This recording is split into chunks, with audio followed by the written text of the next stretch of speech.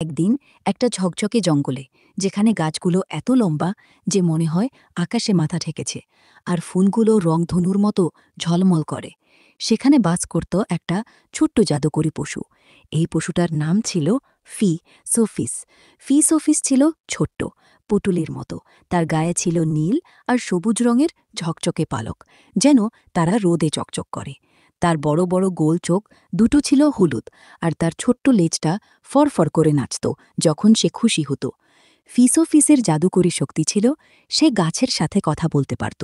হ্যাঁ, গাছেরা তাকে গোপন কথা বলত, আর ফিসোফিস তাদের সাহায্য করত জঙ্গলকে আরও সুন্দর করতে।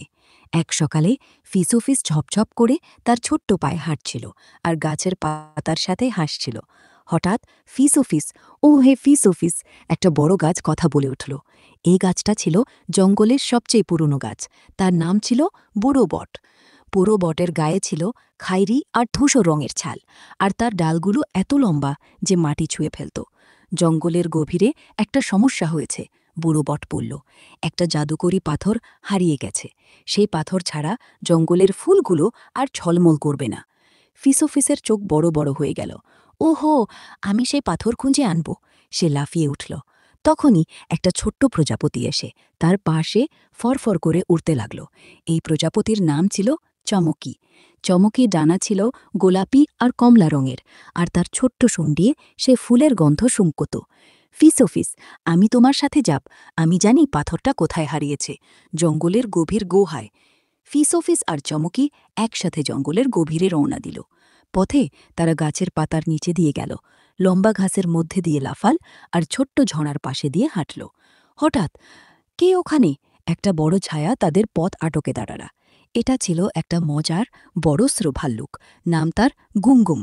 গুঙ্গুমের গায়ে ছিল বাদামি আর মধু রঙা লোম, আর তার নাকটা ছিল বড়, গোল, যেন সবসময় মধু খুঁজত। তোমরা কোথায় যাচ্ছ, ছোট্ট ফিসোফিসার চমকি? ফিসোফিস বলল, আমরা জাদুকরি পাথর খুঁজতে যাচ্ছি। তুমি আমাদের সাথে আসবে? গুঙ্গুম মাথা নাড়াল। অবশ্যই, আমার নাকটা খুব ভালো, আমি পাথরটা শুঁকে বের করব। তিনজনে মিলে গুহার দিকে এগিয়ে গেল। গুহাটা ছিল বড়, অন্ধকার, আর একটু ভয়ের মতো। এখানে সাবধানে থাকতে হবে, চমকি ফিসোফিস করে বলল। তারা গুহার ভেতর ঢুকল, আর দেখল একটা বড় চকচকে পাথর মাটিতে পড়ে আছে। কিন্তু ওহো, পাথরের পাশে একটা ছোট্ট কিন্তু দুষ্টু কাঙ্কাড়া দাঁড়িয়েছিল। এই কাঙ্কাড়ার নাম ছিল ক্লিকি।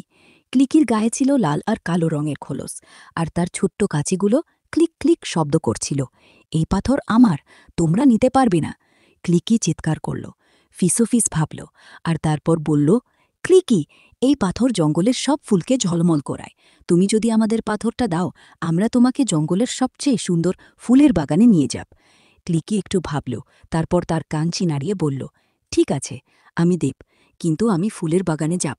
তারা সবাই মিলে পাথরটা তুলে নিয়ে জঙ্গলের মাঝে ফিরে গেল।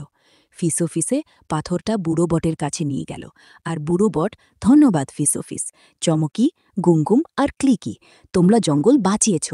পাথরটা যে জায়গায় রাখা হয়ে সাথে সাথে ফুলগুলো আবার ঝলমল করতে লাগল, আর জঙ্গলটা রংধনুর মতো চকচক করে উঠল।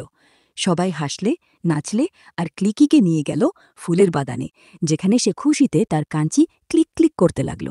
তারপর থেকে ফিসোফিস, চমকি, গুঙ্গুম আর ক্লিকি জঙ্গলের সবচেয়ে ভালো বন্ধু হয়ে গেল।